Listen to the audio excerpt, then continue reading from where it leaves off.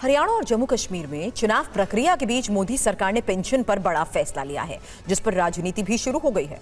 केंद्रीय कैबिनेट ने शनिवार को यूनिफाइड पेंशन स्कीम यानी यूपीएस को मंजूरी दे दी और इसमें केंद्रीय सरकार के कर्मचारियों के लिए गारंटीड पेंशन की व्यवस्था है।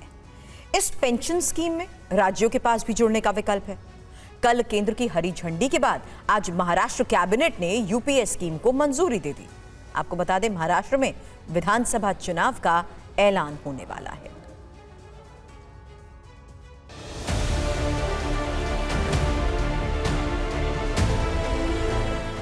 मोदी सरकार की नई योजना का नाम है यूनिफाइड पेंशन स्कीम।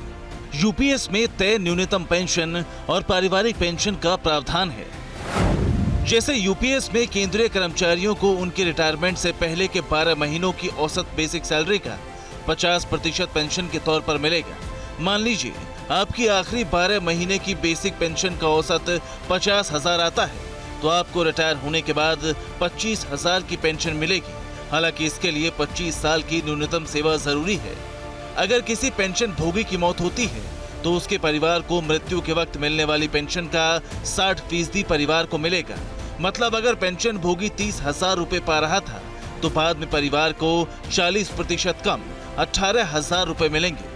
अगर 10 साल की नौकरी पर रिटायर हुए तो कम से कम 10,000 रुपए पेंशन मिलेगी। इसके अलावा महंगाई भत्ते का भी लाभ मिलेगा।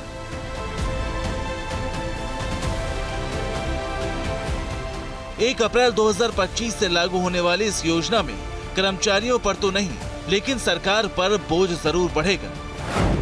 यूपीएस में कर्मचारियों का योगदान 10% बना रहेगा, लेकिन सरकार अपना योगदान 14% से बढ़ाकर 18.5% करेगी। इसके दायरे में 1 अप्रैल 2004 के बाद ज्वाइन करने वाले सभी 23 लाख केंद्रीय कर्मचारी आएंगे।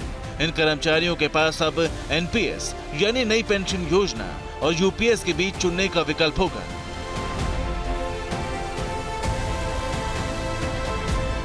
पुरानी पेंशन योजना लागू होने की काफी समय से मांग उठ रही थी, जबकि एनपीएस का विरोध हो रहा था।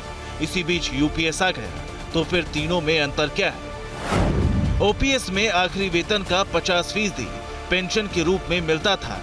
सरकारी कर्मचारी को कोई योगदान नहीं देना पड़ता था और वो 20 साल की सेवा पर 50% पेंशन के हकदार होते थे। महंगाई के अनुसार पेंशन बढ़ती थी। एनपीएस में निवेश के आधार पर पेंशन मिलती है। रिटायरमेंट के बाद कुल जमा का 60% निकाला जा सकता है, जबकि शेष 40% पेंशन के रूप में मिलता है। इस स्कीम की रकम बाजार में निवेश होती है। यूपीएस में आखिरी 12 महीने के वेतन का 50% पेंशन मिलेगी। 10 से 25 साल में रिटायर हुए तो आनुपातिक लाभ मिलेगा। एनपीएस की तरह बाजार से नहीं जुड़ी है, जबकि ओपीएस की तरह महंगाई का लाभ मिलेगा।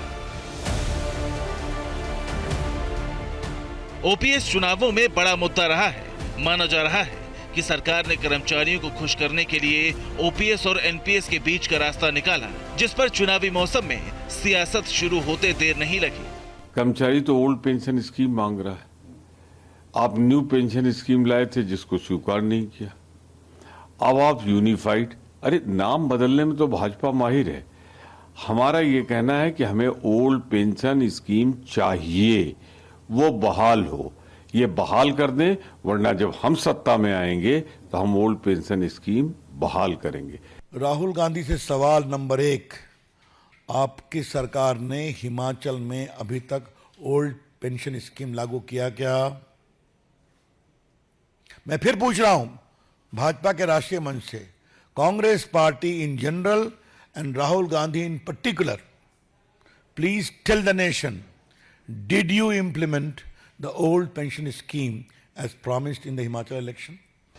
यूनिफाइड पेंशन सिस्टम में राज्यों के पास भी जुड़ने का विकल्प है। ऐसे में राज्य के कर्मचारी नई व्यवस्था के लिए राज्य सरकार पर दबाव बना सकते हैं।